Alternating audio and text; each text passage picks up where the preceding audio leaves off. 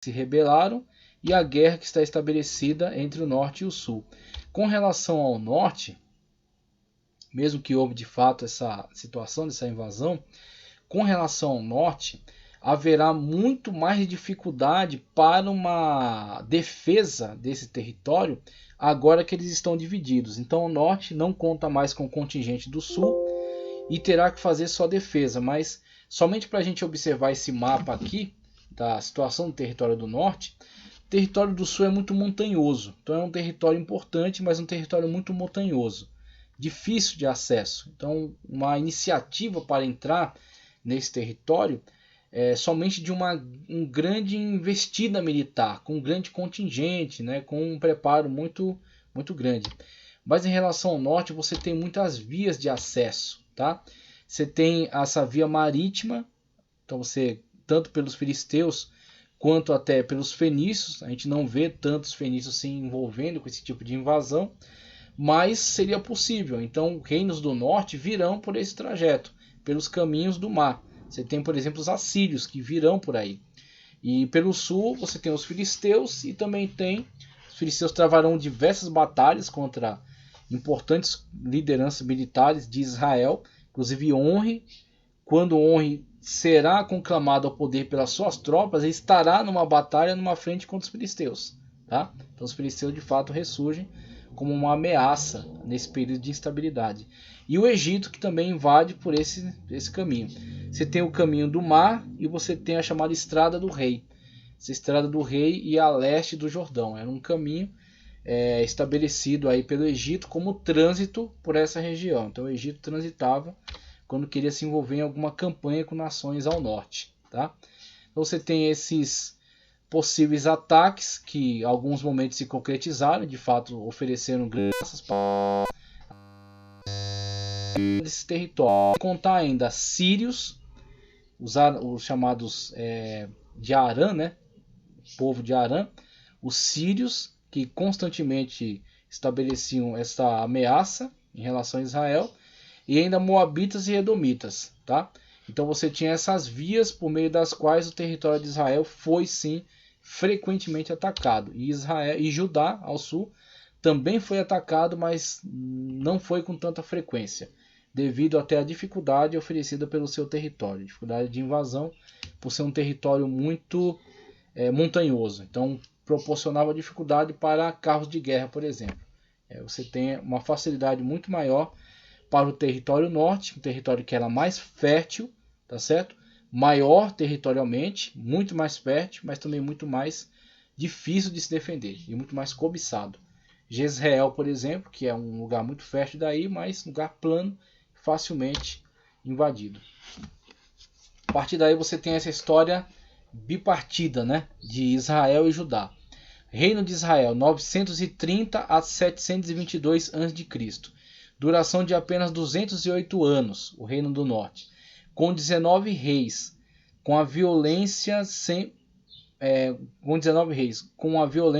procedeu a sucessão real. Então a violência sempre esteve presente nessa sucessão que derrubava a dinastia e estabelecia outra dinastia. Tá? Então você teve sempre, quando uma dinastia cai, a outra faz uma chacina, mata todos os integrantes daquela família real anterior. Todos os reis são considerados maus, pois prestaram culto ao bezerro de ouro de Jeroboão. Duração média dos reinados de 10 anos. 9 famílias diferentes reivindicaram o trono de Israel. Reino de Judá, 930 a 586 a.C. Duração 344 anos, com 19 reis também. Só que todos de uma mesma dinastia, uma mesma sequência dinástica. A família de Davi foi a única a reivindicar o trono. Média de duração do governo de um rei foi 17 anos. Reinado da rainha Atália foi a única interrupção na sucessão davídica no trono, que ficou 6 anos, caçando todos os integrantes da família da dinastia de Davi, mas um deles foi escondido, Joás. Lista dos reis, e depois a gente dará a sequência na próxima aula, falando especificamente agora acerca dos reis de Israel, as tribos do norte, com o seu primeiro rei, Jeroboão, tá certo? O Jeroboão I, que vai ter um Jeroboão II depois. Com a divisão, os hebreus ficaram fragilizados aos ataques vizinhos, onde em 722 a.C. o reino de Israel foi tomado pelos assírios e seus habitantes foram deportados para diferentes partes do Império Assírio. O reino de Judá sobreviveu até Cristo, quando os babilônios invadiram e dominaram o reino. Conduziram os judeus para a Babilônia como prisioneiros, onde permaneceram até 539 a.C. Durante todo esse período, os dois reinos contaram com a presença de profetas que buscavam manter ou levar o povo de volta à crença no Deus único. Em Israel, 5 profetas. Em Judá, 8. Em Israel, Elias, Eliseu, Oséias, Jonas e Amós. Tá ok? Elias, período de Acabe. Eliseu, período de Acasias e Jorão. Oséias, período de Jeroboão II. Jonas também e Amós também, período de Jeroboão II. Para Judá, Joel, Isaías, Jeremias, Miqueias, Obadias, Naum, Abacuque e Sofonias. Joel no período de Joás, Isaías, Jotão, Acás e Ezequias, Jeremias, Manassés, Amon e Josias, tá? Miqueias, Jotão e Acás, Obadias, Manassés, período de Manassés, Naum, Amon e Josias, Abacuque, Joaquim, Sofonias, já no período de Josias. E aqui daremos continuidade na aula que vem, quando falaremos acerca de Jeroboão e o estabelecimento do culto profano que permanecerá para o reino do norte até a sua destruição final, quando os assírios, tá certo? Então, Jeroboão estabelecerá esse bezerro tanto na fronteira sul quanto na fronteira norte. Mudará todo o calendário e todas as festividades para destruir totalmente a consciência nacional e a consciência da integração junto com Judá no culto ao Deus Yahvé. Então ele atribui que esse culto também é a Yahvé, mas por outras vias, por outros meios que não foram aceitos por Deus. E assim todos os reis do norte serão condenados tanto por outros crimes, mas todos eles em comum no mesmo crime. Se curvaram ao culto ao bezerro de ouro de Jeroboão. Então agradeço sua permanência até aqui, a aula foi longa, são muitos conteúdos a passar, mas que Deus continue abençoando poderosamente a sua vida. Data dos acontecimentos históricos envolvendo os reis de Israel e os reis de Judá e as nações vizinhas, né, fazer acertar os ponteiros, né, entre essas datas. Os eruditos não são unânimes. Quanto mais remotas são as datas, maiores são as divergências. Os reis de Israel e os reis de Judá e as nações vizinhas, né, fazer acertar os ponteiros, né, entre essas datas. Os eruditos não são unânimes. Quanto mais remotas são as datas, maiores são as divergências. E maior é o período que distancia uma da outra. Sendo assim, é possível o leitor encontrar algumas divergências nas datas em que ocorreu o reinado de alguns reis ou no período em que aconteceu essa ou aquela guerra, bem como eventos notáveis. Nesse caso, as datas que usaremos para marcar a época em que um rei reinou ou que ocorreu algum evento notável não são exatas, mas estão somente aproximadas. Não sei se você já se deparou com esse problema. Existe um problema cronológico, tá certo? Que certas vezes é levantado por alguns críticos, né, da Sagrada Escritura. Então existe um problema cronológico no acerto dessas datas, essas datas de reinado entre os reis do norte e os reis do sul, e também entre os eventos históricos subjacentes, né, que estão desenvolvendo em volta. Inclusive tem um mapa cronológico que eu adquiri, muito bom, chama Tábua Cronológica. Eu acho que eu não vou lembrar o nome dele agora. James Ussher. E ele fez vamos dizer assim, ele colocou em relacionamento vários eventos. Então, enquanto Israel estava passando por essa situação, Judá está com esse rei, os egípcios estão nessa situação, os caldeus estão nessa, os gregos estão nessa, e por aí vai. Ele vai elencando vários fatos históricos em linha. Então é muito útil quando você está com alguma dúvida, você vai lá e faz a pesquisa para tentar alinhar aquilo dentro de um quadro histórico geral. Então, geralmente, isso é um problema, essa questão cronológica. Agora, uma das coisas que explica essa discrepância cronológica entre a marcação, tá certo, do reinado, das datas para os reinados, dos reis do norte e do sul, é as diferentes formas de contagem também. Porque existia uma forma de contagem, isso, então vai ter também, dentro do próprio contexto, os cronistas, eles adotam diferentes meios de contagem. Uns levam em consideração o chamado ano de ascensão, e outros levam em consideração o chamado ano de posse. O que é o ano de ascensão? Muitas das vezes o rei, ele começa a reinar simultaneamente, principalmente quando é dentro de uma dinastia. Ele começa a reinar enquanto seu pai ainda está no governo, está no poder. Então ele reina juntamente com seu pai, simultaneamente a seu pai. Ele é como que um rei auxiliar, tá certo? É um príncipe, né?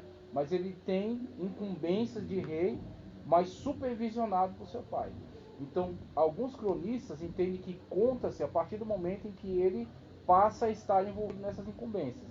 Ali ele já pode ser considerado um rei. E o outro entende, não, só conta o ano de posse.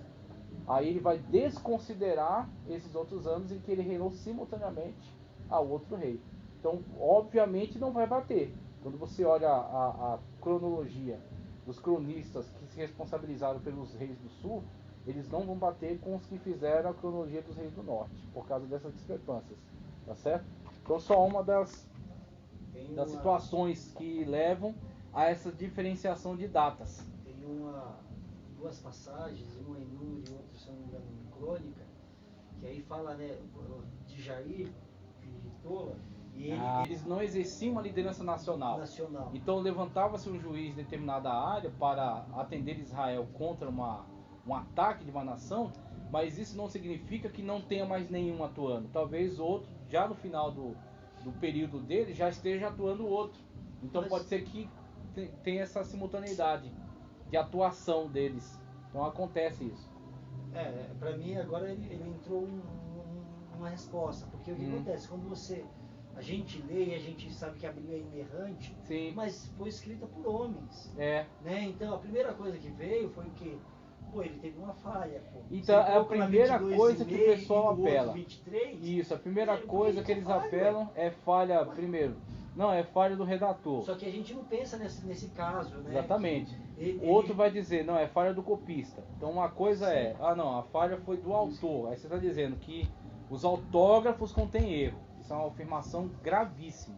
Dizer que os autógrafos contêm erro. Outra coisa é você dizer, os copistas erraram. E aí você está dizendo, ó, na transmissão do texto houve um relapso aqui. Aí falharam na transmissão de uma data. É outra coisa. Outra coisa mais amena é você dizer, falhou a tradução. Porque uma coisa é copiar no texto, outra coisa é traduzir no texto. Então, quando foi traduzido para a Septuaginta, acredita-se que houve alguns lapsos ali de nomes, de datas. Então, acredita-se que a tradução, infelizmente, falhou na preservação de algumas informações. Mas, assim, mínimo, nada que afete doutrinariamente, tá? E outra questão, a outra via, que é a via de um estudioso que procura escrutinar melhor, pesquisar melhor, é você entender o contexto. Então você pega aquilo que é um problema, vamos entender esse problema. O problema é porque esse documento, Juízes, alega uma data. Esse documento, Crônicas, ele está alegando outra data. Então vamos pegar os dois e vamos pôr para conversar. O que houve aqui? Qual hipótese a gente pode entender para conciliar? Pode ser que os dois em algum período tenham exercido mandatos simultaneamente. Então por isso que esse vai dizer tanto e esse vai só considerar quando o outro saiu. Então esse vai tirar um. Porque um está considerando, independentemente se tinha 2, 3, 4, quanto tempo ele ficou, quanto tempo ele exerceu. E o outro está considerando, não, quando esse terminou, o outro começou. E aí você vai ter, cada cronista segue uma lógica às vezes. E essa lógica às vezes tem que ser harmonizada. Você pega todos eles, expõe e tenta entender qual foi o caso. Então às vezes você tem que harmonizar diferentes sistemas de marcação, que é o que aconteceu em relação aos reis do norte e do sul. Havia diferentes sistemas de marcação. Um entendia o ano da ascensão, outro entendia o ano de coroação, tá? Então, ó, ele já estava reinando, ele reinava junto com seu pai. Um já está contando.